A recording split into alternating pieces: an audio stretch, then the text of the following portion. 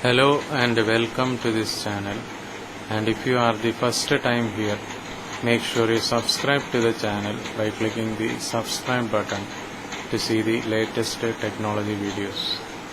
In this video we are discussing about data science. So the term data science has emerged recently with the evolution of mathematical statistics and data analysis. Data science, also known as data-driven science, makes use of scientific methods, processes and systems to extract knowledge or insights from data in various forms, that is either structured or unstructured. And with the help of data science in the next few years, we will be able to predict the future, as claimed by researchers from MIT, and they already have reached a milestone in predicting the future with their awesome research in various domains. Then the data science domains are travel, marketing, healthcare, sales, credit and insurance, automation and social media. In travel and healthcare, also disease prediction, medication effectiveness. Then in sales, like discount offering, demand forecasting. And in credit and insurance, claim prediction, fraud and risk detection. And in automation, self-driving cars, pilotless aircrafts, drones, etc. Then in social media, digital marketing, sentiment analysis, and in marketing, predicting lifetime value of customer, cross-selling, upselling, dynamic pricing, etc. And in traveling, predicting flight delay. So these are some of the domains. So how to solve a problem in data science? So problems in data science are solved using algorithms, but the biggest thing to judge is which algorithm to use and when to use it. So basically there are 5 kinds of problems that you can face in data science.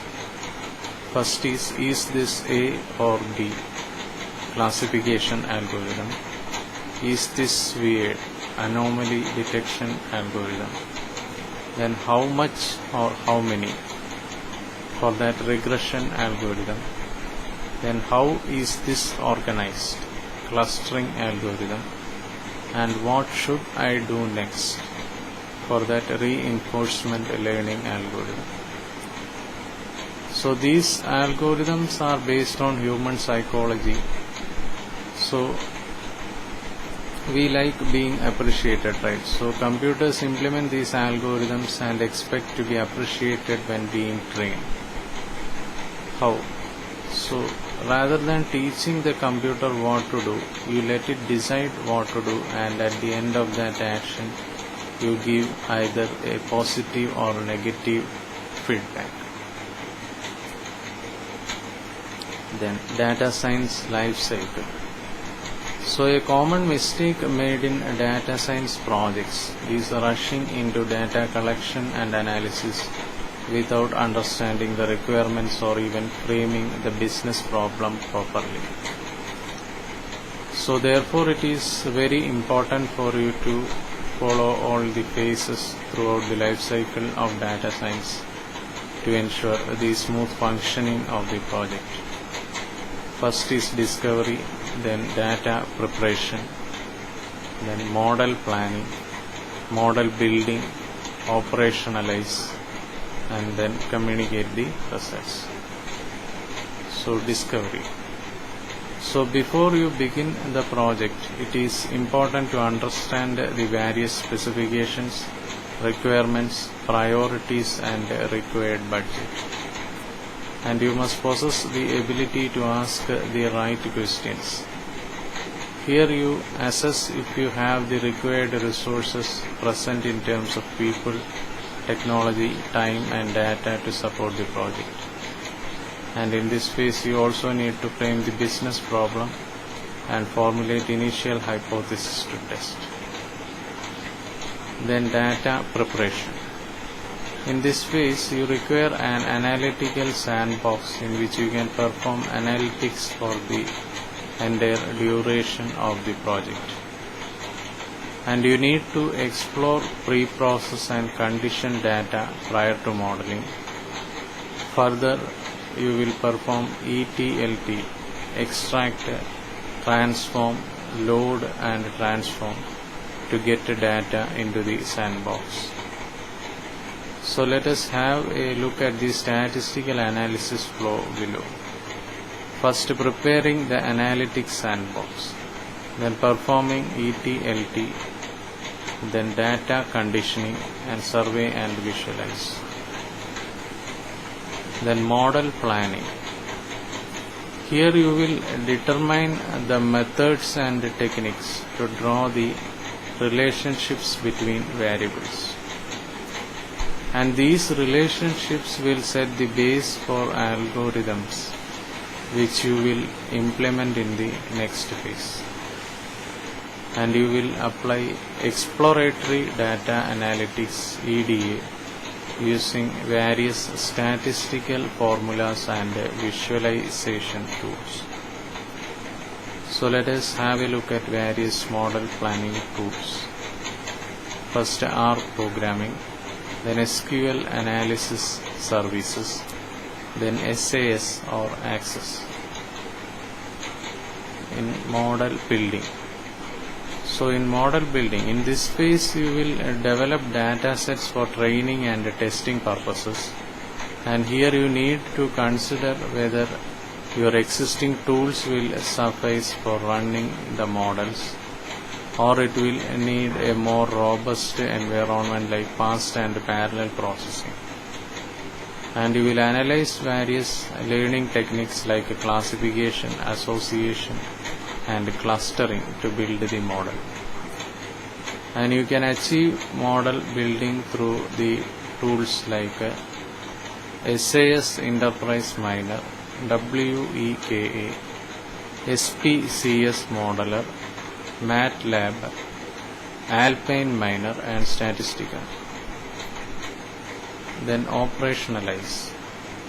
In this phase you will deliver final reports, briefings, code and technical documents, and moreover sometimes a pilot project is also implemented in a real-time production environment, and this will provide you a clear picture of the performance and other related constraints on a small scale before full deployment.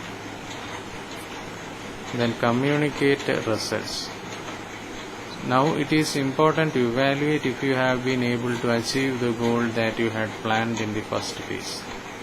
So in the last phase you identify all the key findings, communicate to the stakeholders and determine if the results of the project are a success or a failure based on the criteria developed in phase 1. Now, introduction to machine learning. So the term machine learning was first coined by Arthur Samuel in the year 1959. And looking back, that year was probably the most significant in terms of technological advancements. So what is machine learning? So a computer program is said to learn from experience C with respect to some class of task T and performance measure P if its performance at a task in T as measured by P improves with experience C. Tom Mitchell. So what is machine learning? So in simple terms, machine learning is a subset of artificial intelligence (AI) which provides machines the ability to learn automatically and improve from experience without being explicitly programmed to do so.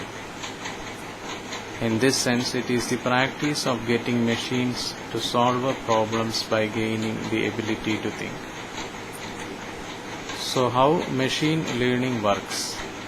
It enables the computers or the machines to make data-driven decisions rather than being explicitly programmed for carrying out a certain task. And these programs or algorithms are designed in such a way that they learn and improve over time when exposed to new data. But wait, can a machine think or make decisions? Well, if you feed the machine a good amount of data, it will learn how to interpret, process and analyze this data by using machine learning algorithms. And a machine can learn to solve a problem by following any of the three approaches, like types of machine learning: supervised learning, unsupervised learning and reinforcement learning. First, supervised learning. So supervised learning is a technique in which we teach or train the machine using data that is well labeled. And to understand supervised learning, let us consider an analogy. So as kids, we all needed guidance to solve math problems, and our teachers helped us understand what addition is and how it is done. Similarly, you can think of supervised learning as a type of machine learning that involves a guide. The labeled data set is the teacher that will train you to understand the patterns in the data. And here the labeled data set is the training data set. Then types of supervised learning are regression and classification. In regression we have linear regression and logistic regression. And in classification we have support vector machine, decision tree, etc. So this was a brief discussion on data science, and if you are the first time here, subscribe to the channel by clicking the subscribe button in order to stay updated about the most trending technologies. We will be discussing more on data science in the upcoming videos. Thank you for watching this video. Bye for now.